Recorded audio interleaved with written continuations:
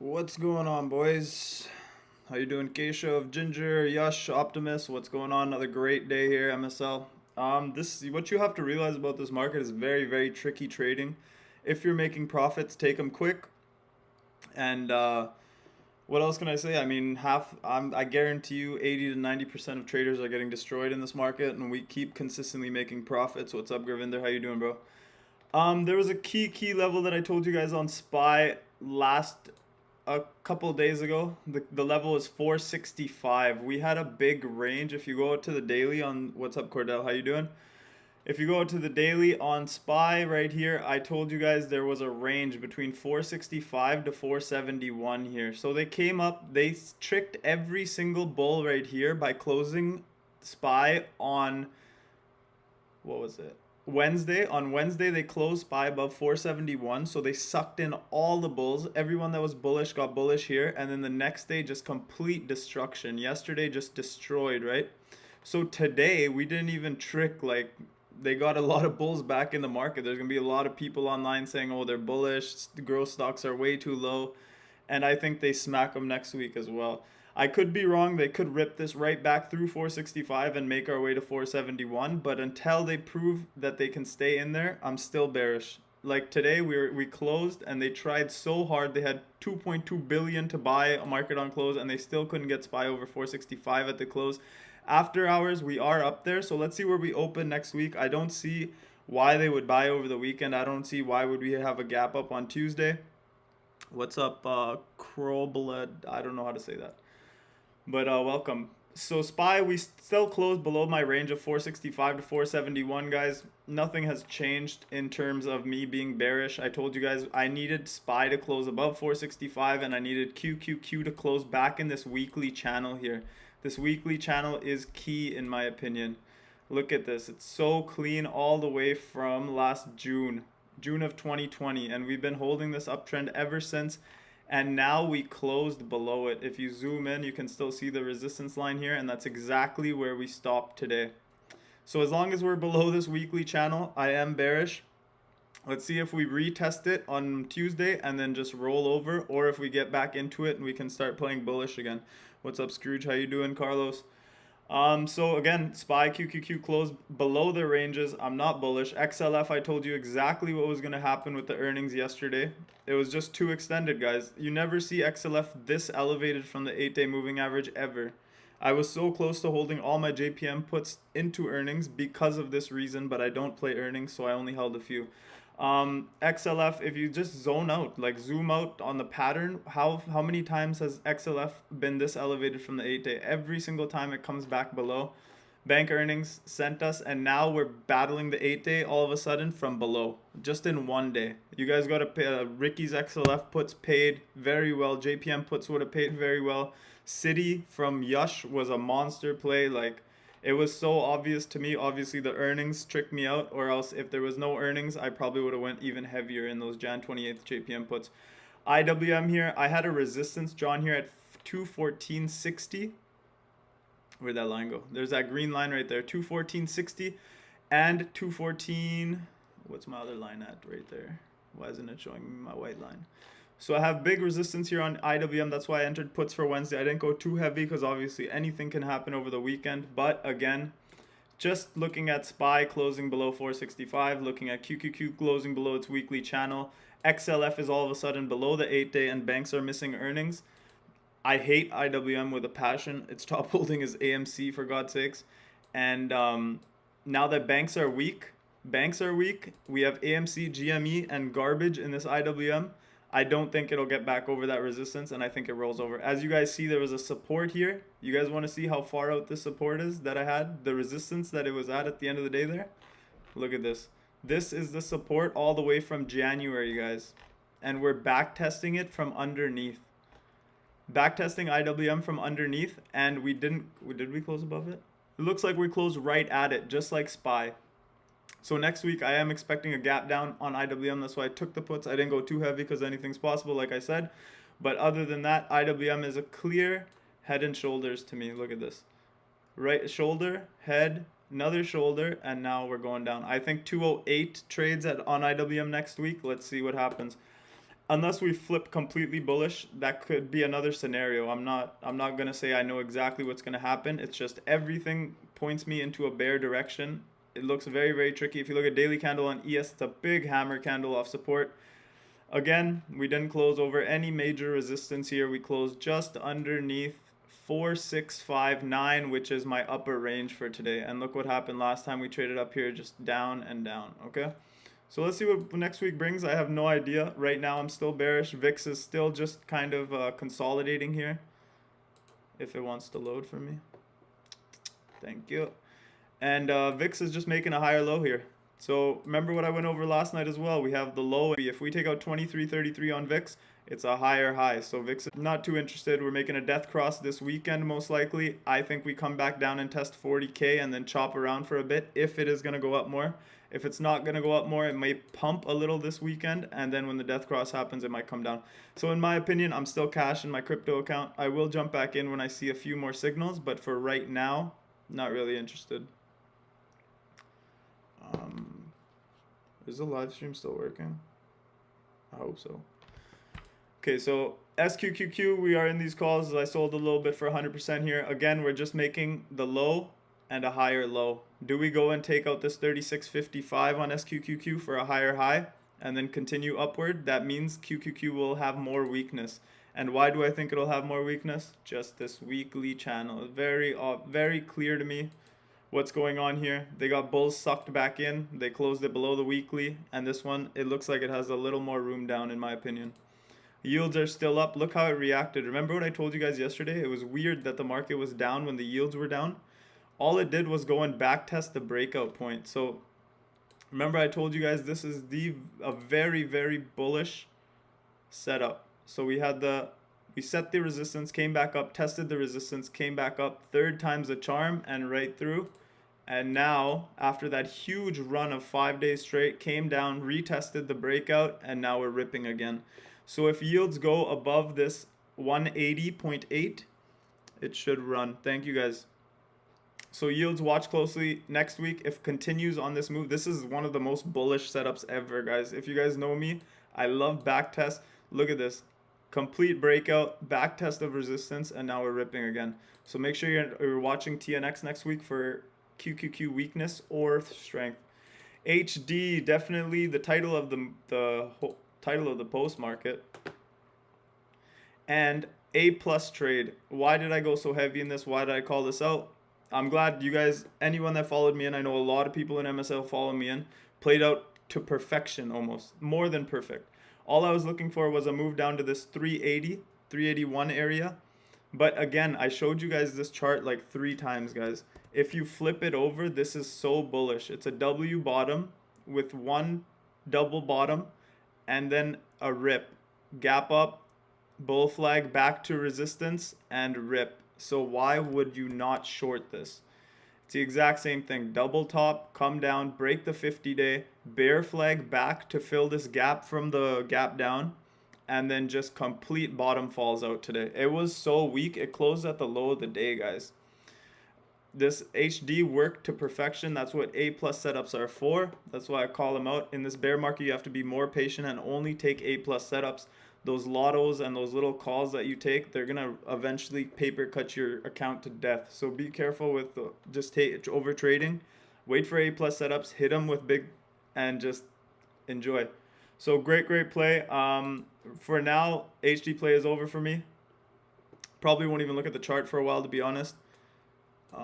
Oh, that's why it's not. 1 second, guys. It's lagging a bit because I had my Discord open. Okay, should be good now. So yeah, HD play is done for me for a bit. I don't really care what it does from here. Why? Because we had a gap to fill all the way to 373. We filled that today. And now it's a guessing game. Does it go down more? Does it bounce into a bear flag to fill this gap? If it bounces from here and fills the gap up to 386, then I will jump back in short. So I'm waiting now on HD. Just watch it. I mean, big volume, big breakdown. Like perfection, guys. You see this kind of stuff in textbooks. Adobe, again, are they setting? So this is the question you need to ask yourself for next week. I know a lot of people are bullish now. A lot of people are still bearish. What I'm saying here is they set this low on Adobe. But what I've been pointing out this whole bear market or this whole downtrend is all they do is break the 8-day to the downside. They bounce it back to the 8-day and bring it down. Same thing here. Same thing here. Rode the 8-day all the way down, all the way down. Again, 8-day test, fail. Now, is this the higher low? If you're bullish in this market, this is what you want to watch for. You want to see today's low hold on Adobe or like all charts. I'm doing Adobe, but this is relevant for all charts. If you're bullish on this market, you want today's low to hold and you want to go take out this high right here, which is at 541.59. So that's the low, that's a higher low. And if you want to continue to be bullish, you need to take out this high right here of 541.59. That means the daily uptrend can start and the bulls can take back over. But for right now, it's very, very key we hold today's lows in a lot of names. I hope you guys understood what I just said. 511.27 is today's low. If you want to start a daily uptrend, you need to hold this low, no matter what. If we take out this low, we can go and absolutely set new lows. All right. XOM is one I'm watching for a little farther out short. It might take some time. Oil and energy is very, very strong. Obviously, weekly, we're right at resistance, and we ran 2 straight weeks straight into it, right? But we have to wait on this one because this is not a reversal candle. This was a reversal candle right here on Wednesday. No follow through at all. We took out the lows yesterday and then right back up today. So people are still bullish on oil and energy. And this one's a very, very tough short. We have to wait. Look how far the MACD is. Once this blue line starts curling down a bit on the daily, then we can start getting into these shorts. But for right now, it's best we wait until a clear reversal. SE. Same story as Adobe. Like I said, just rejecting the 8-day all the way down, guys. And now we have to watch, is this a new higher low? Because we did hold this Monday low. So is this the higher low and we put in a higher high above 206.38, or do we just take out Monday's low and set new lows? It could go either way right here, but the QQQ and SPY closing below key resistances is key for me. I'm still bearish into next week. That's the reason. Facebook actually showed, like, one of the strongest stocks in the market right now is Facebook. It was just flagging around high of day all day, while the rest of the market was big drops, big pops, right? But Facebook closed near the high of the day. We got earnings in February. Big tech earnings are coming out. Netflix starts it next Thursday, as they usually do. Right now, someone pointed out an inverse head and shoulder on Facebook. You could say the same about a head and shoulder. So it's just forming a head and shoulder. Neckline is 322.81. We reclaimed that level every time we dropped underneath. Here on Monday, we absolutely dumped below it, and then they reclaimed it with a big hammer candle. Today, we dumped below it, and they reclaimed it with a big bullish candle. So Facebook's holding this 322.81. As long as it holds above there, it will not break down. But once it goes under there, we can start taking puts on it. Tesla super strong today after a very, very weak week. That's funny. Looks like a head and shoulders is forming on Tesla here. I would not take any swing trade on it. Obviously, Goldman Sachs knows how to trade it intraday. I would just follow him on intraday scalps. And Ricky crushed it with strangles today as well. Other than that, just head and shoulders. Neckline is around 1018, 1020 area. If we break down under 1020, Tesla has a room to fall all the way to $900, guys. And if 900 doesn't hold, it goes under. No real swing trade here. Again, if you're bearish, you can take puts next week. If you're bullish, you can take calls as long as this 1020 level or today's low, 1013-ish, 1013, if that holds on Monday, you can get bullish or bearish depending on that low. Lucid I took Lucid puts today. Why did I take them? I called out this whole play on the newsletter from Sunday. So I told you guys, if Lucid gets over 42.92, it should go over 45. Just because it was showing relative strength in a weak market. We went over 45. Everything was perfect. And then I found out there's a lockup expiry next week, which means everyone that bought pre-IPO, like I'm talking these Saudis that have billions and billions of dollars in shares from pre-IPO, probably like $1, $2, I'm not sure, but under $10. Of course, they're going to take some profits when they're allowed to, right? Like it would be stupid not to take some profits. So next Wednesday is the lockup expiration. Very, very bearish day for most stocks. I mean, a lot of people get in way cheaper and they take profits. Other than that, that's kind of the put play. And next week, obviously, I told you I'm bearish already. I took IWM puts, I have Lucid puts, and I have Uber puts, but I already took some profits on Uber puts.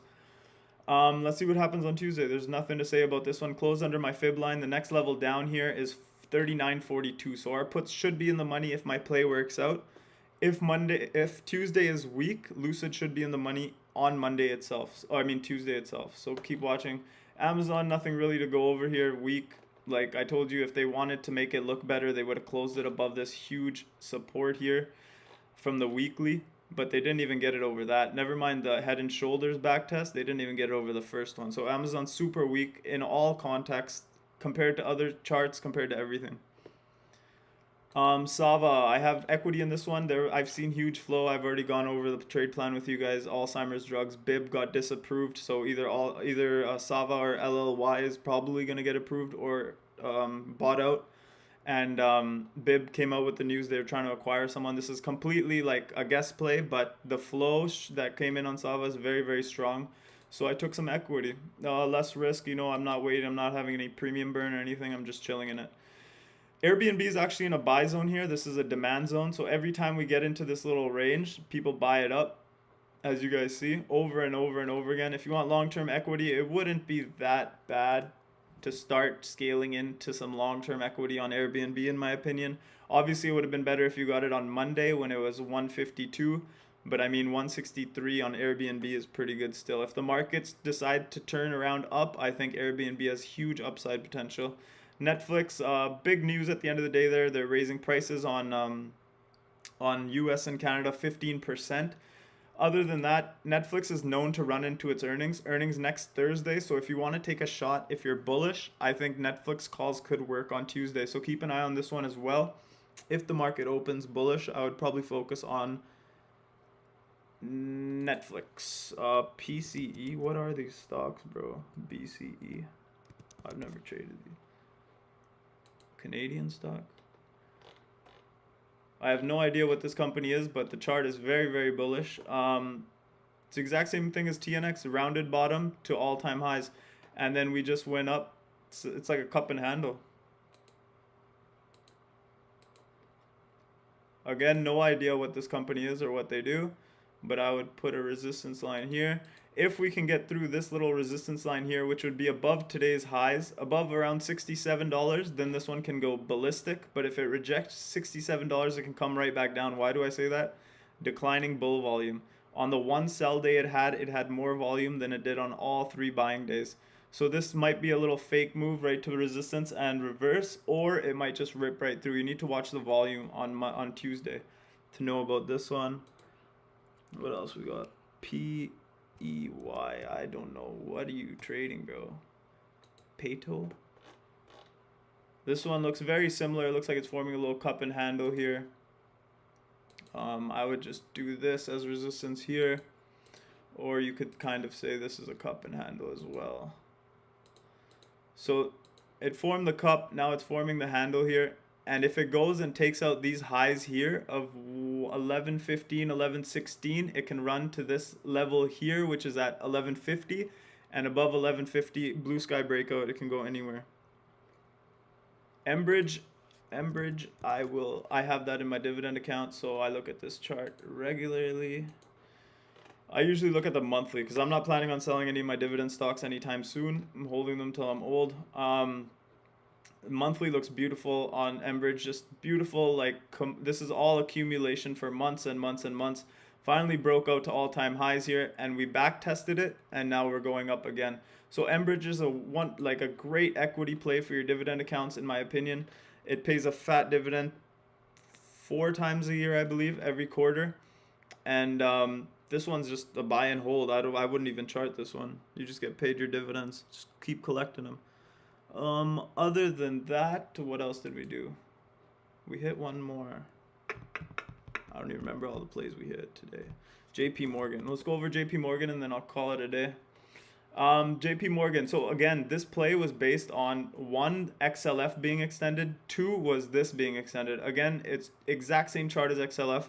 Obviously, financials follow these banks, right? They had earnings today, which I couldn't hold. I called out the Jan 28th $65 or $165 puts. and we got them for about $1 something. And this morning they opened up at 8. I sold these for $8 this morning. It was very, very obvious to me. Look at the selling pressure. This is way too run up into earnings. This was the most obvious trade that you could see anywheres. Citibank, they crushed it too. XLF, Ricky crushed it. So guys, just pay attention to these. Like what I just showed you right here. Anytime you see banks this far up and everyone's so bullish on banks, just fade the move, guys. Fade it. And other than that, 200 day is right around here. I didn't even see that. 200 days at 157.91. So we closed just at the 200 day moving average as well. Other than that, I hope you guys had a great day. We had a great day at MyStockLife. This is a down market until they change something, guys. So this obviously the indexes don't show you the real story behind this. There's really bad breadth. The top tech names are carrying us up in the indexes.